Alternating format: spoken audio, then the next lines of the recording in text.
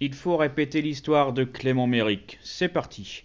Donc Clément Méric, comme tout le monde le sait, c'est le jeune de 18 ans antifasciste qui est décédé suite à une altercation avec des skinheads. Donc ils le mettent en relation avec Quentin alors que ça n'a absolument aucun rapport. Donc Clément Méric, il est allé avec deux copains à lui dans un magasin de skinheads. Les plus intelligents d'entre vous auront déjà compris pourquoi.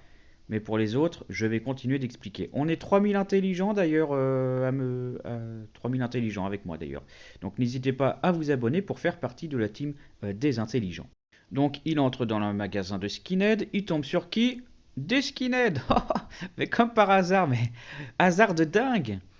Et donc forcément, il commence à insulter les skinheads, fiottes, fachos, nazis, etc. Ils se font dégager par la sécurité et ils attendent 30 à 40 minutes devant le magasin. Attendre? Non, parce que ce n'était pas un hasard. Donc Clément, il a mis son protège-dents, il s'est préparé à se battre, et quand les groupes de 3 personnes, c'était un 3v3, hein, 3 contre 3, quand le groupe de personnes des skinheads sont sortis du magasin, après une demi-heure, Clément Méric et ses amis les ont encore insultés en lui disant oui, vous êtes des fiottes, venez vous battre si vous en êtes capable. Et malheureusement, le groupe de skinheads sont venus vers eux. C'est pour ça que la légitime défense n'a pas été reconnue. Donc, une fois arrivés vers eux, les antifascistes ont agressé les skinheads.